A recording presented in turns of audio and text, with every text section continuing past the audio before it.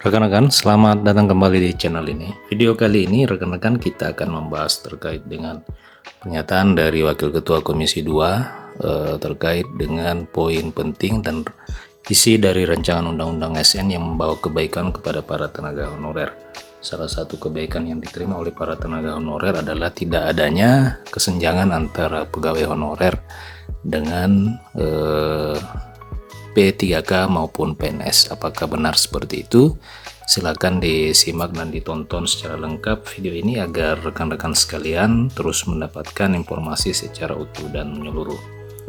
Rekan-rekan, Wakil Ketua Komisi 2 DPR RI Bapak Joni Margisang menyebutkan bahwa Undang-Undang Aparatur Sipil Negara hasil revisi Undang-Undang Nomor 5 Tahun 2014 setidaknya telah mengakhiri kesenjangan antara tenaga non-aparatur sipil negara dengan pegawai negeri sipil maupun pegawai pemerintah dengan perjanjian kerja. Joni Margisang mengatakan hal tersebut setelah RUU ASN ini telah disahkan menjadi undang-undang pada rapat paripurna yang lalu. Ia menyebutkan bahwa yang pasti berakhir untuk semua masalah kesenjangan, mulai dari kesenjangan kesejahteraan antara honorer dengan PNS, kesenjangan dasar hukum status P3K karena semuanya telah dijadikan satu kesatuan, yakni sebagai aparatur sipil negara dengan jaminan kesejahteraan yang sama.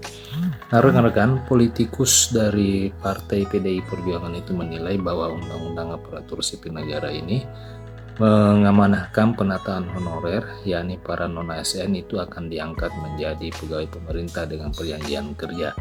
Undang-Undang ASN yang baru juga mengatur kesetaraan hingga kesejahteraan P3K maupun pegawai negeri sipil.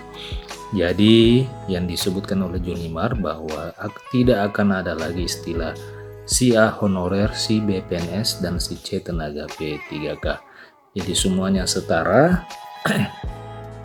Dan Joni Margisang juga menyebutkan bahwa Undang-Undang ASN ini akan menjadi babak akhir kesenjangan atas ketersediaan tenaga ASN bertalenta dan profesional di daerah pelosok tanah air, termasuk masalah kesenjangan talenta, di mana selama ini para ASN yang memiliki talenta atau kemampuan baik hanya ramai di pusat-pusat kota saja, sementara di daerah pelosok sangat minim. Dengan Undang-Undang ASN ini ke depan mobilitas talenta itu akan dijalankan untuk menutup kesenjangan antara daerah kota dan daerah pedesaan terkait dengan talenta para aparatur sipil negara. Nah, rekan-rekan, Joni Mar juga menyebutkan bahwa kehadiran Undang-Undang Aparatur Sipil Negara secara keseluruhan telah menjawab 7 klaster masalah utama di lingkungan Kementerian Pendayagunaan Aparatur Negara dan Reformasi Birokrasi, antara lain masalah penghapusan Komisi Aparatur Sipil Negara yang kerap dianggap tumpang tindih dengan Kemenpan dan Badan Kepegawaian Nasional. Nah, rekan-rekan, bagaimana tanggapan rekan-rekan terhadap penataan tenaga honorer dan apa yang dikatakan oleh Joni Margisang ini bahwa di Undang-Undang Aparatur Sipil Negara sudah tidak akan ada lagi kesenjangan antara honorer, P3K dan pegawai negeri sipil, oleh karena memang direncanakan semuanya merupakan bagian dari aparatur sipil negara. Kita tunggu saja kebijakan secara teknis melalui peraturan pemerintah yang akan diambil oleh pemerintah terkait dengan pengaturan dan pengaturan teknis dari Undang-Undang Aparatur Sipil Negara ini. Bagaimana rekan-rekan tanggapan atas apa yang disampaikan oleh Joni Margisang ini?